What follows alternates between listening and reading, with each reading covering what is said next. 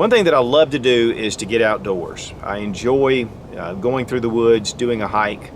But one thing that I've realized is thousands of people get lost every year in the national forest. So it's very important to make sure that you stay on course wherever you are. But it's so easy to be able to get turned around. And so one of the things we're going to talk about today is an acronym that may help you if you ever find yourself lost in the woods, and that is STOP.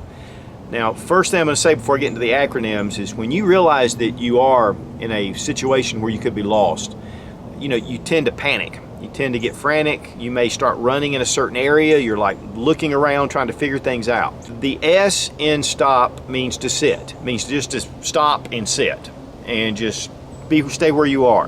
One problem is you can easily get even deeper into the woods, get into more of even a worse situation than you're already in if you continue to move.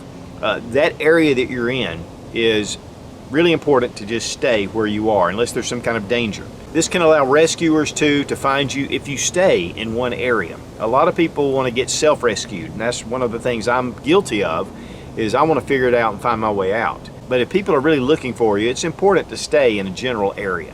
Then we come to T, and T means to think. Just stop, think, understand where you've come from, understand where you're going or what your plan was. Think back about as you were traveling along your trail, what could have been one of the issues that got you sidetracked. For me, I like to look around, I like to enjoy nature, and I'm not always necessarily focused.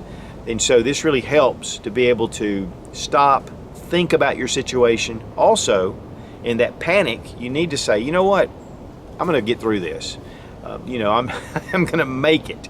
Especially if it's getting toward dark. That can be a real scare for a lot of people. And then O stands for observe. And that means you're looking around, seeing the general area that you're in. You may be completely surrounded with woods. You could be near a bluff where you can look off and see where things are. But stop and listen. Listen for roads. Listen for a river. Maybe listen for people that may be on the trail as well, or maybe just over from you. You can hear them talking. A lot of times people like to take dogs on the trail. Maybe you can hear a dog barking. But stopping and observing and gathering in the noises that are around you. P stands for plan. If you're sitting there in the situation, you've stopped, you're sitting, you're thinking, you're observing, and now it's time to plan. First, I take an inventory of the things that I have. I may have a survival pack, a day pack. I may not. I may have just impromptu got out of the car, left, went on a hike, and thankfully I do carry an EDC, which I have my knife, a flashlight, my concealed carry if the area permits, the things that I might need, for basic survival. But really the things that you could need, like food, water, shelter, I may not have those things. Assessing the situation, thinking it through, seeing what assets I do have, and weighing that out. Now, once you've gone through the STOP exercises, there are some tips that I want to give you just to kind of think about. Number one is if you're with other people, if you're in a group or just another person, stay together. Don't separate, don't split up. Your chances of survival are a lot greater together than they are going in separate directions. Plus, it's easier for you guys to be found if you're together. Next thing is to find some kind of shelter, natural shelter. Not somewhere where you're hidden, but somewhere maybe it's an overhang, maybe there's just a crevice somewhere or something that you can get some shelter, especially if it's raining, even under a tree. The problem is if there's a lot of lightning going on, you don't want to be at the base of a tree because you can get electrocuted, you can be hit by lightning. But finding that area where it's a natural area that you can kind of get under is great, especially with cold, wind, rain, all those kind of things that are possible. Now, another thing is to conserve energy. It's really important because you burn a lot of calories. And if you can conserve that energy, then especially in a long-term situation, your survival chances are a lot greater. One thing that's kind of funny to think about, but to breathe through your nose. Don't breathe through your mouth, and that comes with exerting a lot of energy. Breathe through your nose, because if you breathe through your mouth, you begin to lose moisture and you can become dehydrated quicker. One problem with being out in the woods is water sources. And if you don't have any kind of way to filter water, that can be a definite problem. A nice mountain stream looks really good and clear. but we don't know what's going on upstream. Unless you're really high up on a mountain and it's coming out of a natural spring. Don't eat wild edibles unless you are really versed in being able to find edibles. Guys, you know, it is really dangerous. Now, well before it starts to get dark, it's important to gather some things to make a bed, whether it's leaves and pine needles, brush, and then also to have something to cover up with, which are the same materials. You know, this will conserve your body heat. It will help protect you. Laying on just regular ground can actually suck the body heat from you. Even in the summertime and the spring, it gets really cool in the evenings out in the woods, and hypothermia can set in.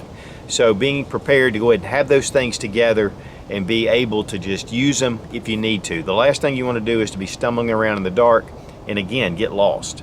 And then when you are sleeping, one of the most effective ways to retain body heat is to get into the fetal position.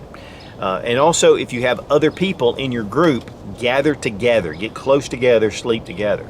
And this will help for you to conserve body heat. Okay. Now, if you have a way to start fire, that is great. And being able to put together a good fire for all the reasons that make fire just wonderful, whether it's for warmth, light, heat, you can boil water, you can cook food if you need to. But what's really important is to be able to signal. Now, if you need to signal, the international distress signal is in 3s. So if you can build 3 small fires, great. If you have a whistle, 3 blasts at a time. That is also a signal. It's an SOS signal. If you have a mirror, you can kind of angle the mirror toward the sun and get a reflection going, especially with aircraft maybe possibly flying over. Or if you do have your concealed carry, if you have a firearm with you, firing 3 shots and then waiting a period of time, firing 3 shots. Again, that is the international distress signal.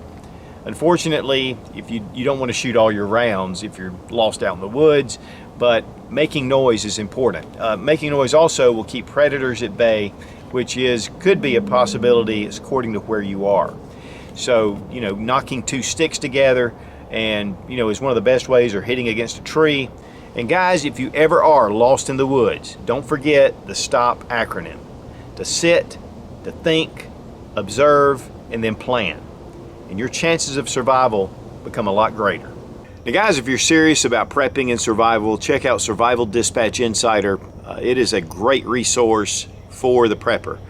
Plus, I upload an exclusive video once a week on the Survival Dispatch Insider. I'll have the link down below in the description.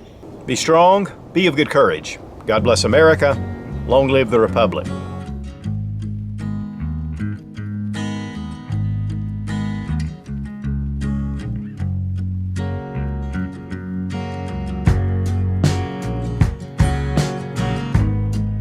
Now, I'll tell you what, guys, none of this really matters if mosquitoes eat you alive.